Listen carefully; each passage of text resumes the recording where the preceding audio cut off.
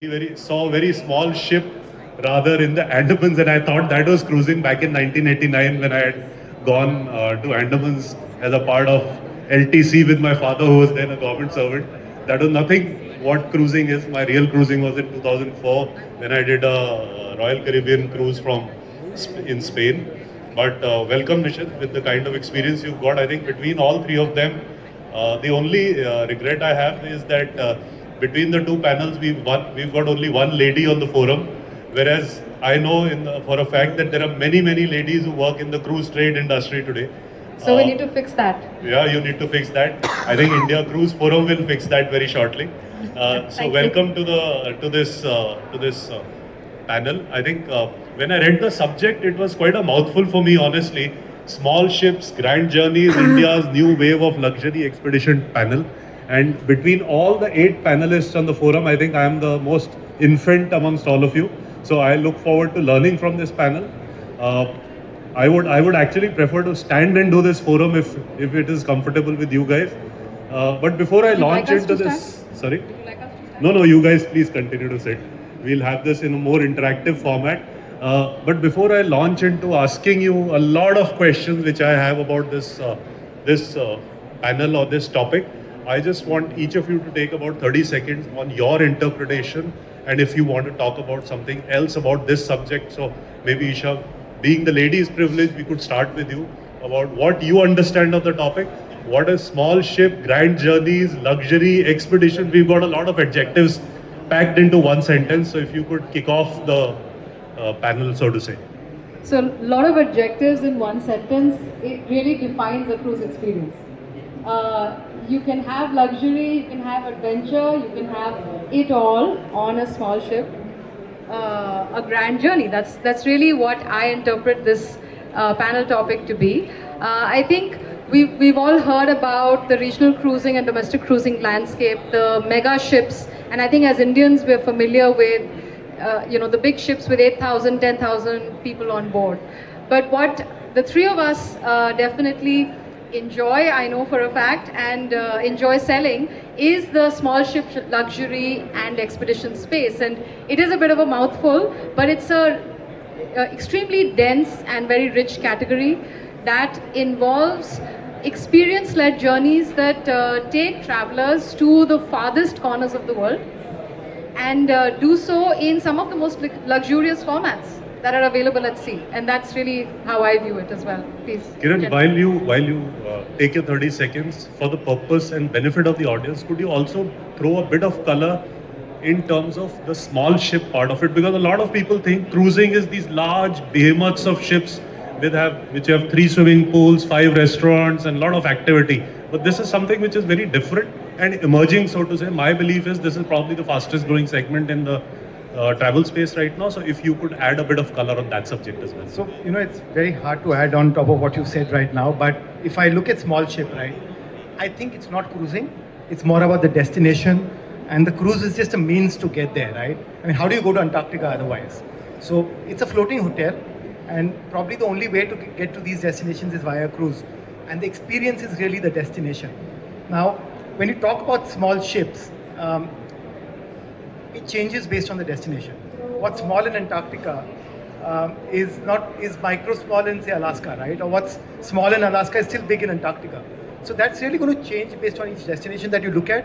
But yes, the smaller the ship gets, it's a fact that it's going to get more intimate, more personalized, a more luxurious experience. And you could define luxury by choice, by the way the food is served, the kind of amenities on board, and not necessarily just by the entertainment or the casinos and stuff like that. Small ships aren't going to have any of these experiences at all. So it's subjective, it's going to be based on the destination, but it's really about the personalization and the deeper experience that you're going to have in these destinations. And that's why it's grand journeys. So I think you've done justice to the small part of it. I'll ask Nishit you to do justice to one more word, and a lot of word which is used and abused repeatedly is the expedition part of it. A lot of people think expedition can be anything, but expedition in true sense of the word, in the reality of the topic, apart from whatever you want to talk about in those 30-50 seconds, please. Good afternoon, namaskar everyone. Expedition is not, basic definition for expedition would be that it is not a defined itinerary. So people who are going for an expedition, in their mindset they are clear. They should be clear. Our partners who are selling it should be clear that expedition could be anything. It is something which is not planned. It is done with a purpose, and the luxury part of it is in the experience what you get, not in the facilities on the ship. We on one side we have smaller ships, working vessels going to Svalbard, and yachts going to Galapagos, and then on other side we have ships going to Antarctica, Arctic. So as far as expedition is concerned, as well as word luxury, I'm also taking into consideration. It has different meaning for different people. So when we are talking about this niche, we cannot be only restricted to the dictionary definitions of this. That's what I would like to say. Thank you. So just taking that off to you, Kiran, since you mentioned a little bit about it, and I'm now opening the discussion a little more. How is and since you alluded to it, how is the experience on these products different from those classical cruising for the benefit of the audience and for everybody understanding? So what should one expect and how should one pitch? I think that's a great question, and that's the biggest job that we really have in trying to educate people and the trade on what expedition cruises really is. And I'm going to take on from what Nishit said. It's, of course, these are defined itineraries without a defined minute-to-minute experience, right? So you know you're going to Antarctica, but you don't know which port in Antarctica you're going to be in exactly at that particular day. The weather might change and you might have to relocate to another location, but what's not changing is the nature of the experience. It's going to be an immersive nature and wildlife experience in each of these destinations, irrespective of which particular port you end up going to. The other thing that's really, really important to understand in these experiences again is these ships aren't offering the same amenities or experiences that big ships have.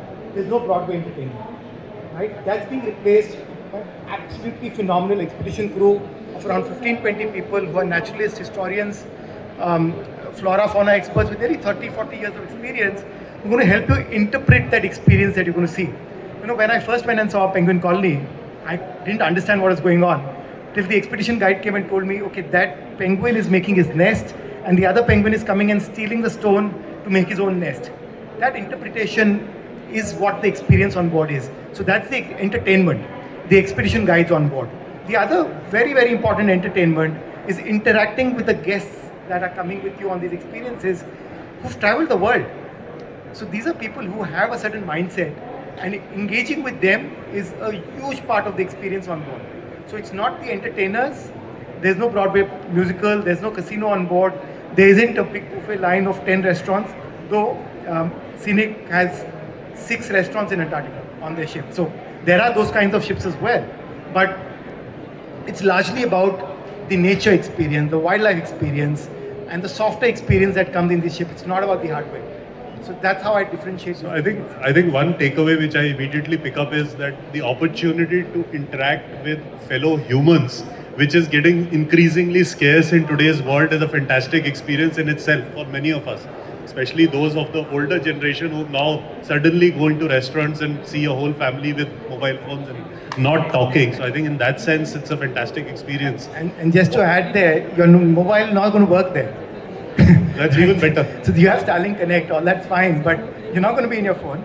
And the people you're going to meet are absolutely incredible. Jumping to you back, Isha, my question would be that who are the kind, and since you sell this product, all three of you do a lot of it, but for the benefit of time, since I have a lot of questions lined up for you guys, what is the kind of customer profile that comes for these products? Is it in the previous forum we saw an age group difference, but in this one, what is the kind of customer profile? Is there a particular customer archetype to draw out a classical customer for us?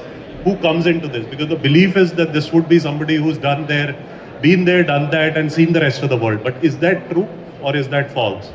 Your learnings. Well, it's contextually both true and false. I think the type of customer is one, we definitely do have customers who've been there, done that, who have done Mediterranean, done Europe, even done Northern Lights possibly, and they want to, in the case of Antarctica, check off the 7th continent of their list. So it is, I think expeditions generally that a large part of that segment is bucket list experiences, people who are seeking bucket list experiences. But what's interesting, particularly in India, is that given the way our demographic is evolving, that bucket list experience can be sought after by someone in their 20s as well, by a millennial, by someone who's already at the peak of their career and looking for respite, looking for a break, or someone who's financially independent, retired early. So you do get those kind of across- people experiencing this, not the ones who've done the Absolutely. world. We have people who are looking, who actually will book, there'll be 5 people who will book 5 cabins to go on a solo experience, right? Because they want just to take 2 weeks off from the rest of their busy lives and go just connect with nature and luxury. And really that's where, the definition of luxury is so personal. Because luxury for someone can mean being on, the topmost deck of a 10-deck mega vessel, or it can mean complete solitude with your phone not working, sitting in the sauna watching the glaciers. So it's very relative. So it is actually, and that's what's exciting about this space, that it's not one archetype. So in that sense, Nishit, do you think it's a challenge to position this product, or do you think this product has the ability of becoming a mass market product, or will it continue to be a segmental niche kind of product?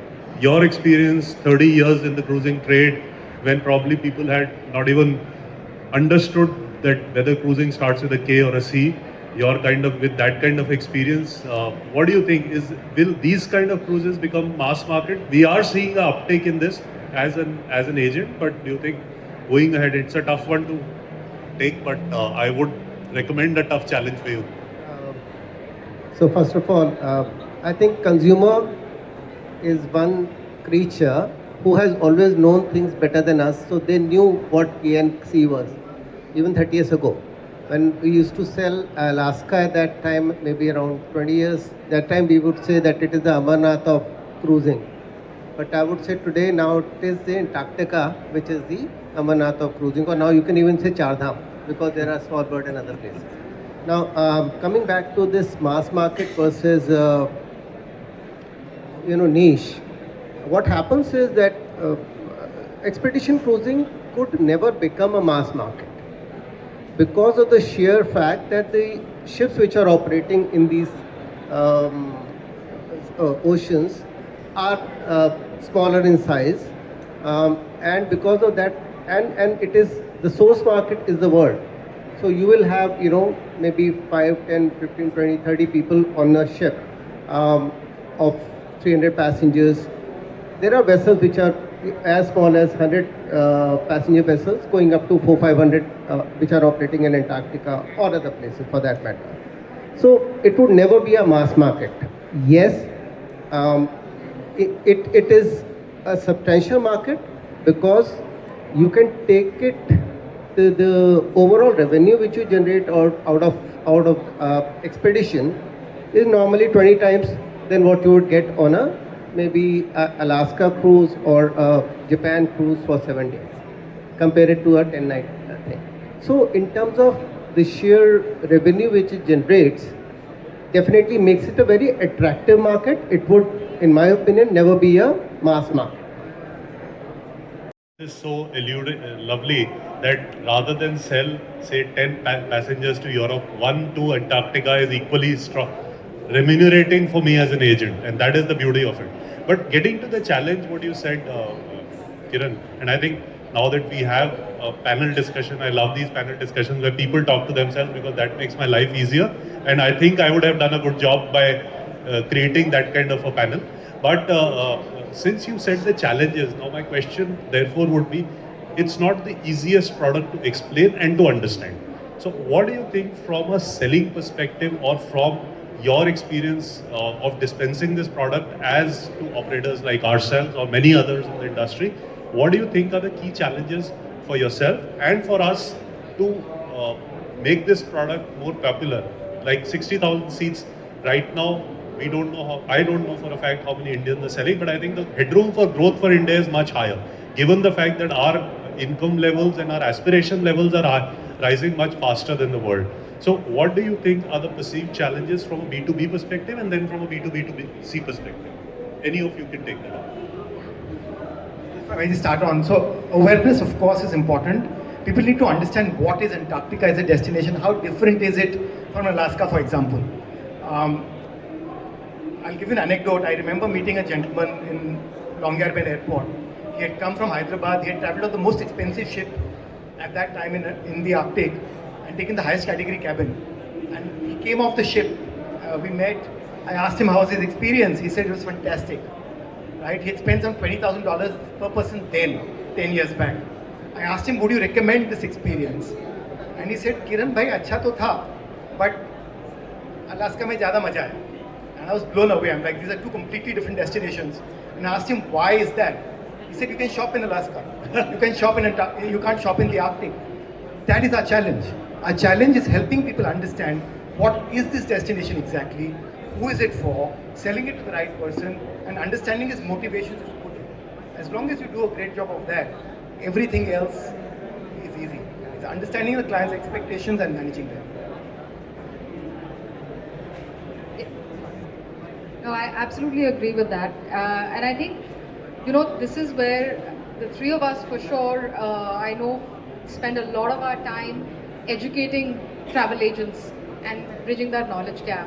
Because the travel agent, we as cruise sellers really need the travel agencies to play matchmaker with travelers. And what we're constantly telling customers, B2B customers, is that if you put the wrong customer on the wrong type of cruise, he's never coming back to you. He'll possibly book another cruise through another channel at some point to correct that bad experience. But if it's a mismatched experience, you've lost that customer forever, which is why we have to educate and empower B2B. So I think that's the biggest challenge on B2B. And on B2C, I think it's possibly for us, it's access, right? We heard Jürgen and Naresh talking about, information, distribution, inventory, all of that. And with the products and brands that we represent, particularly with Expedition, a lot of these cruise lines themselves are booking offline on the back end, right? A lot of them don't have these live, sophisticated systems and tech that the Cordelias or Star Cruises of the world have. So because of that, the end consumer or the B2B seller has less knowledge and education at their fingertips when they're talking to a customer. And I think that's something that we are always trying to bridge on our end, B2B and B2C. Nishit, before you step in, I have a curious question off the hook. Have any of you ever sold a honeymoon couple for any of these expedition cruises? Just a curious question. Yes. That's a growing trend actually. Is it? Oh. So it's a double expedition for the honeymoon couples. Okay. Nishit, before you come in, since taking off from what Isha just said, understanding knowledge both for B2B and B2C, how does one promote these products? How does one promote as in terms of partnerships, whether it is between the sellers and the agencies? Do tourism boards also play a role in these? How do you promote these kind of products? I mean, let me start by complimenting Nikhil and Isha on the Indian Cruise Forum, because picking up a topic like this takes a lot of courage, to be very honest about it. Because it's not firstly to educate the audience out here, and then to take this forum, this product mass market itself is a lot of courageous decision. Not in isolation, it wouldn't be possible without obviously, these two that's gentlemen that's the idea ultimately. But to pick it up and then to conceive this topic itself is an interesting one. So how do you promote this? How do you go about, because everything has scarcity, whether it is marketing fund, whether it is time of agents today. The agents are selling a lot more glamorous products, so to say, used to sending tons of customers to US, suddenly Japan comes up, Vietnam comes up, Australia becomes popular. There are tourism boards which are investing in selling various destinations, and sadly Antarctica or Arctic does not have a tourism board for sale, right? So how do you promote these kind of products? So I would suggest to go in for a multi-layered or multi-pronged project approach. You cannot expect everybody, 2,000 agents selling Antarctica. And today everybody is very conveniently can sell a European cruise or a Singapore cruise or a Alaska cruise because they have almost become like a low-hanging fruit. Why low-hanging fruit? Because they don't have to do too much of effort because passenger has already made up his mind that Alaska jana hai. Or whatever, give me a cruise in, from Barcelona, whatever. So what is happening is one of the challenges which normally is faced when you are talking about far-flung destinations like Antarctica are, the connectivity. That's one. Second is visa, which to some degree is better than going to Alaska, or for that matter, Schengen. So what, in terms of partnerships and all, what we have seen is that you have to create some bit of a specialist who have the capability of packaging, who can do before and after the cruise when you're going to Svalbard, Greenland, Antarctica, Galapagos, all these places. Pre-purchase into the inventory, do the air tickets, and provide a end-to-end thing for the consumer.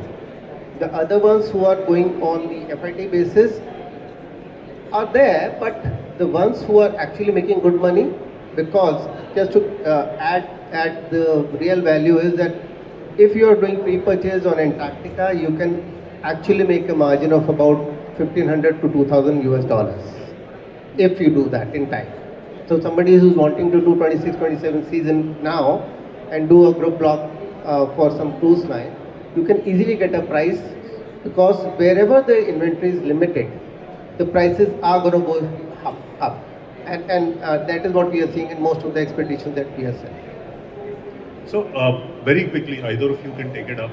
And since, while it's not a part of the playbook, I just thought since the ticket size is large, do you see the opportunity of travel finance being probably the highest in this kind of a category, given the profile of the customer and the ticket size?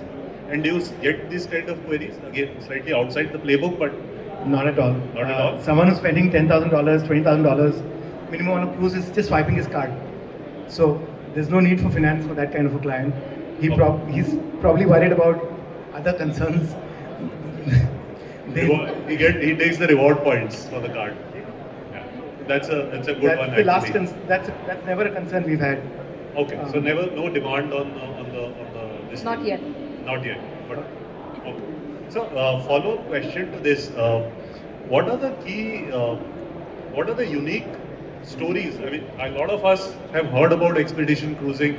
Any unique stories that each of you could talk about, which you've experienced or your travelers experienced, which help all of us to sell the cruises better? Any anecdotes, any stories? Sometimes these help. One quick one in say 30 seconds, if you've heard of anything which, like you talked about the penguins. I have seen a lot of YouTubes. I have never been on Antarctica or the Arctic, but anything else which comes to your mind, if that can help the forum here.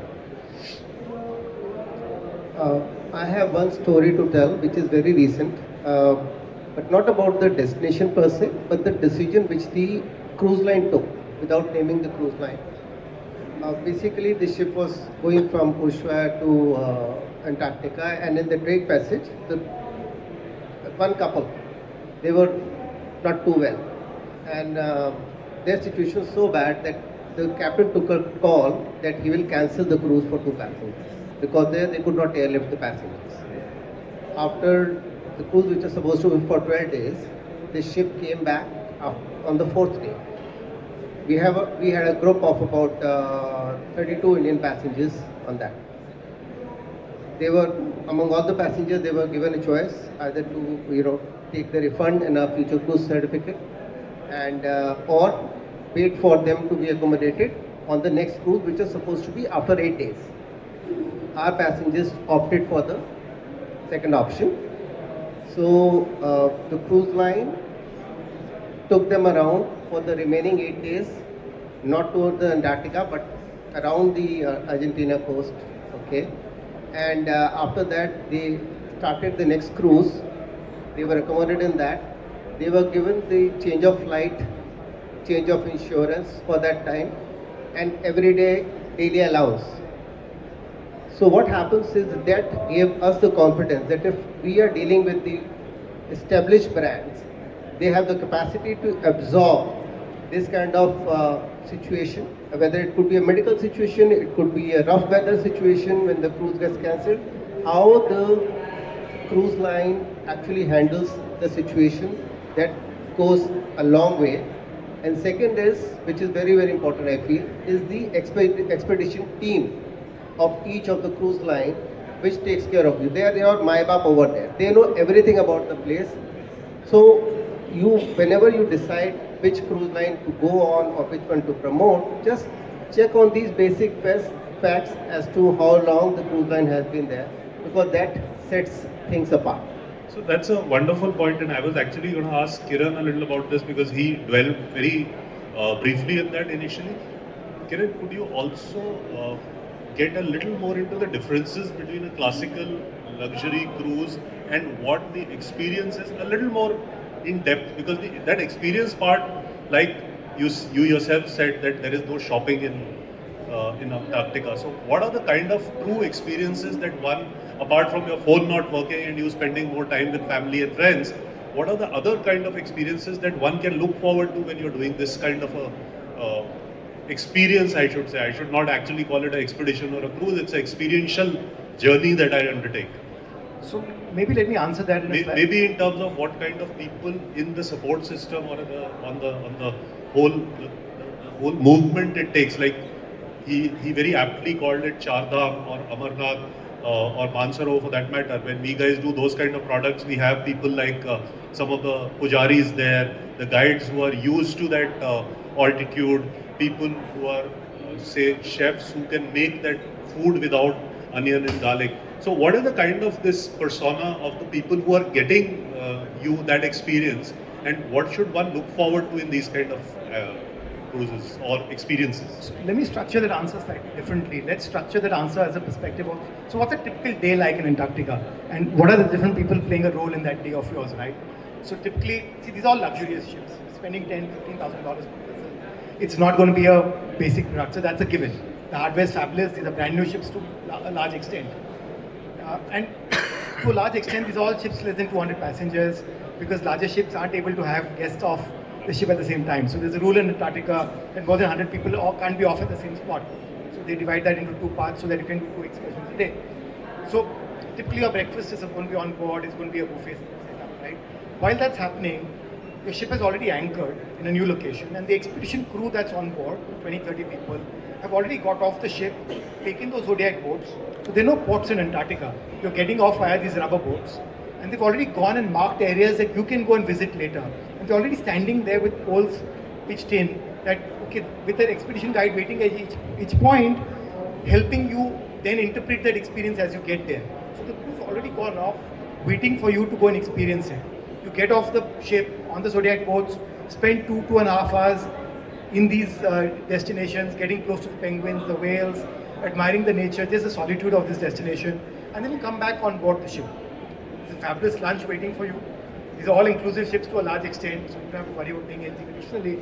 And again, at that time, the ship has relocated to a new location, so that you could do a second expedition the same day.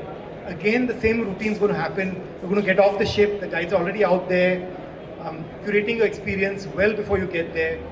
You come back, again, 2.5 hours, the same spiel. And then, when you come back on board, there's a debrief that's going to happen. So you're going to get together, all of the guests, the expedition team, they're going to talk about what you saw today, what you experienced today, and what you're going to see tomorrow. So they're already briefing you about the next day's experiences. After that, you probably go to the lounge, have a cocktail, head to dinner, and then you're spending time with the guests, interacting with them as well. Now, there's certain variations that are going to come in here. Now, that's a typical expedition experience, either a Zodiac ride or a landing in Antarctica. But you could do a kayaking experience there. You could do a camping overnight in Antarctica as well. My most fabulous one is the polar plunge, which could happen where you're going to jump in the ice cold water as well. And again, the spirit of the people there is incredible. I remember when I did the polar plunge, the first gentleman in queue was an 80-year-old cancer survivor who could only see with one eye. First person in queue to do the polar plunge. That's the mindset of the people you're going to meet there. So that's how a typical day is going to be like. It's not structured, it's planned. But you can't give a minute-to-minute experience of this is going to be happening. But the nature of the experience more or less is going to be the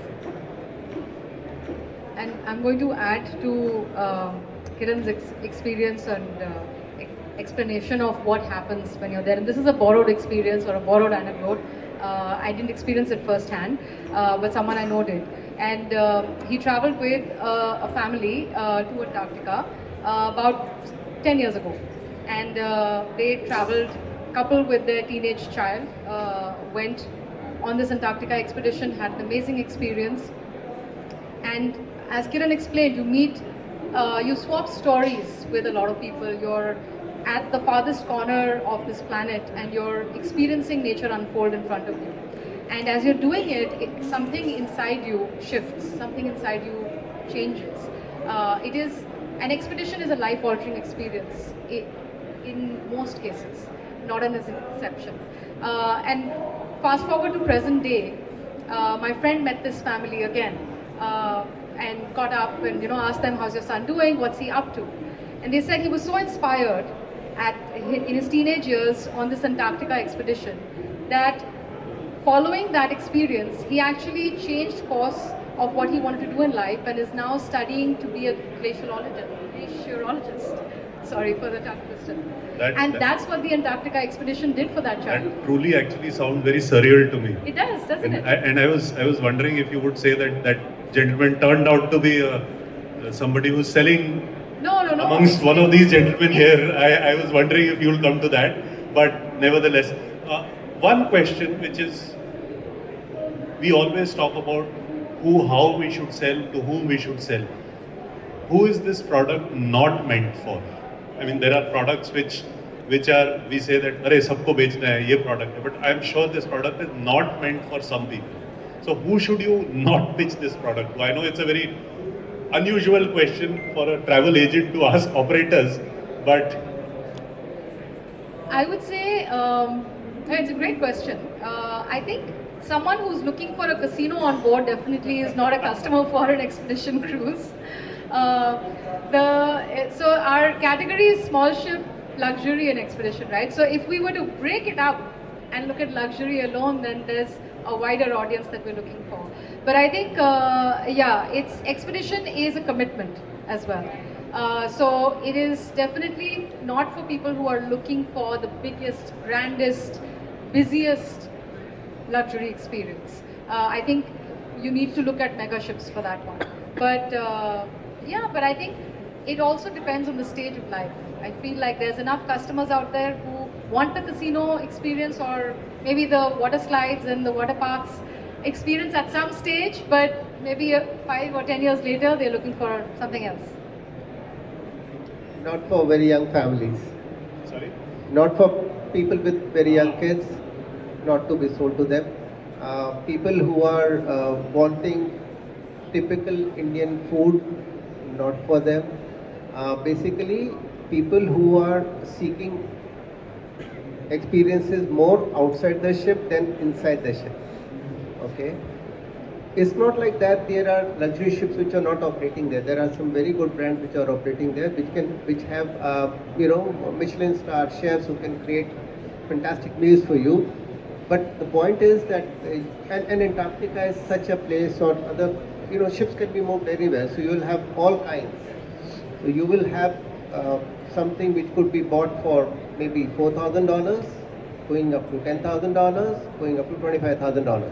So depending on whether you want to travel in a Mercedes or a Hummer or something, depending on how much money you want to spend.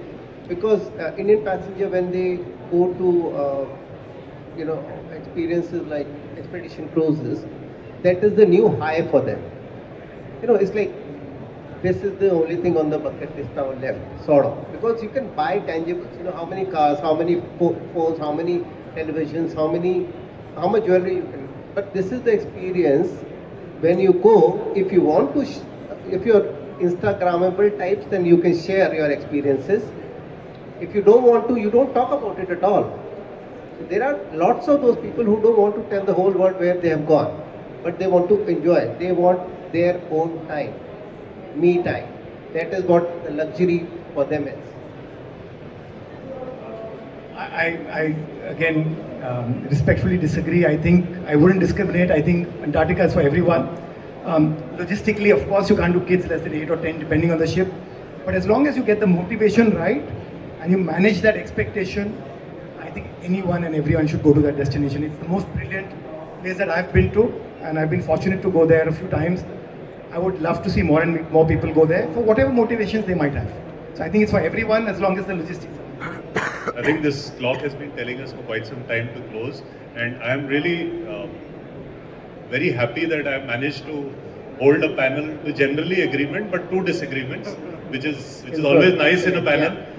Makes my job easier. But thank you so much, all three of you, for giving us some fantastic insights into such a complicated, and not a complicated, I should say, but a deep topic, which I think has immense potential of growth, both from PAX numbers as well as revenue numbers. I look at everything from a agent perspective, so from a profit perspective as well. And I certainly congratulate Isha, you and Nikhil once again, and look forward to seeing you guys, if you allow me to again come on the India Cruise Forum in January. I've checked the dates out, blocked my calendar. So thank you so much everybody for listening patiently. You have a question, sir? If you could introduce yourself, that would be.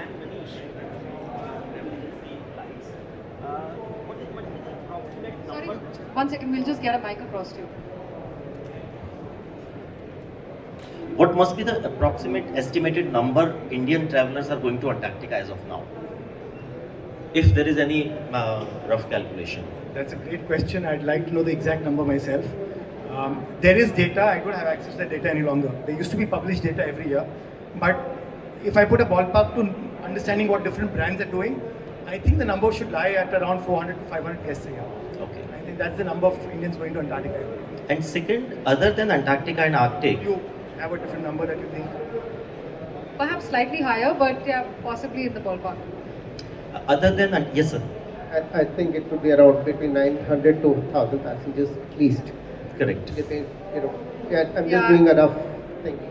I would agree with Nishit, closer to 1,000. And other than Antarctica and Arctic, what are the other commonest destination, expedition cruise destinations Indians are looking at, or the most popular ones, other than these two, North Pole and South Pole? So there are expeditions between the poles, pole to pole, North Pole to South Pole. There are some which are in the Southeast Asia, and there are some in Amazon. So there are a lot of expeditions. We normally restrict ourselves to Antarctica because it is the flavor currently, but we are getting a lot of these other options. We have these options too. And these inquiries as well. Yes, yes, yes. That's what I'm always saying. In the B2B, we tend to forget the B2B2C. Who is the most important and the most informed of us? That's what I would say. So consumer tends to know more. He controls everything. So they are far ahead of all of us, I would say. I would agree with Nishit. I think from our point of view, Antarctic and Arctic is a close first and second, depending on who you ask. One is first, the other is second. And but I think Galapagos is definitely, the Amazon expeditions are definitely something that increasingly Indians are interested in, showing interest in. And the other one, of course, is the Indonesian Raja Ampat, Komodo. That space is gaining a lot of popularity as well. So I think it largely stems from, again, the younger audience that is looking for more adventure-based luxury experiences or bucket list experiences that are more immersive in nature. And the Alaska also has expedition options. Alaska does have small ships that do expedition cruises with proper expedition experiences as well.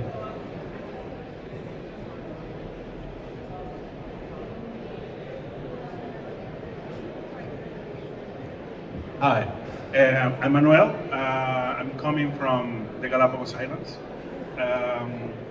So I know a little bit about the expedition. I just want to add some insights of the expedition side. So I think that the first thing that you have to consider is expedition cruises are not for relaxing.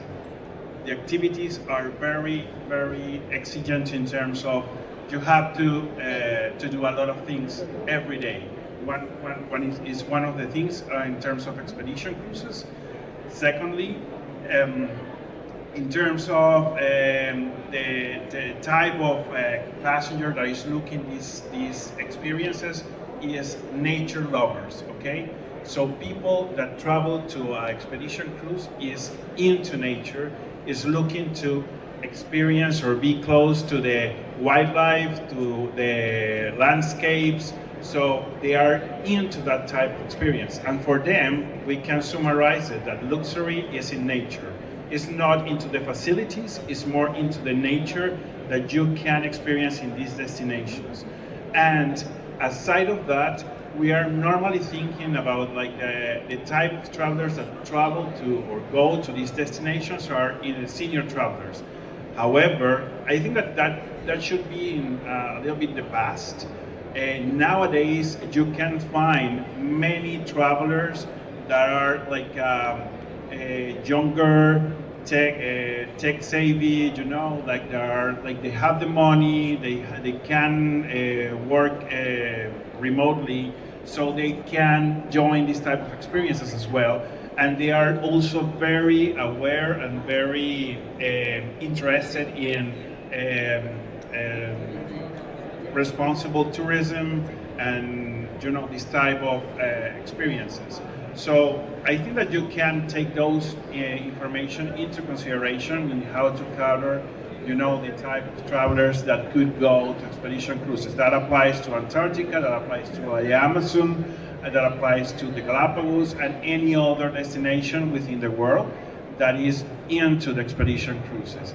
And one thing that I like to highlight normally when someone comes to us and is with the mindset of the cruise ships, the typical Disney cruise ships that is is a resort that is hopping from one island to other.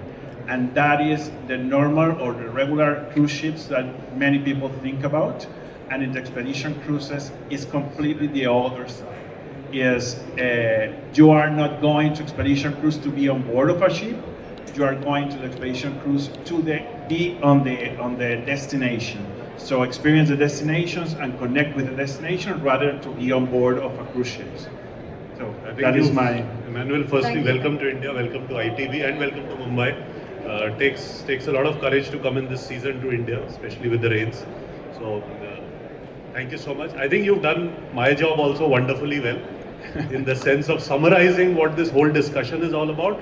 I also see a very bright future in something which you said for the cruising industry in general and these kind of cruises in particular, is that these are cruises not for people who come to want to relax. And typically what I have seen of most Indian travelers, while yes, we do a lot of shopping on our holidays and so on, but we always like a very active holiday. So when I know for my family or a lot of people that we take to various parts of the world, going anywhere 20-25,000 steps is a norm on a holiday, and we usually say that Indians need a holiday when they come back from a holiday. So maybe we could do a regular expedition cruise and follow it up by a more relaxed Cordelia or a Disney or some other kind of a cruise. So a vacation after the vacation. Vacation after the vacation. So I think the future of this industry, and I had a question on that. Collectively, we've all agreed that it's a very, very bright future for many years to come as both the incomes and aspirations increase, and not just, I will not call it cruising, I'll call it the experiencing, so to say, on that liner. With that note, thank you so much being our guest. Let me be the first one to thank you here. Isha, thank you so much for being brave enough to handle this forum, where next time I hope to see Nikhil, more ladies up front. And thank you Kiran, thank you Nishit. Wonderful insights, collectively more than 70-75 years experience. Add one of mine today. Thank you so much. You've all been a wonderful audience. Thank you. Thank you.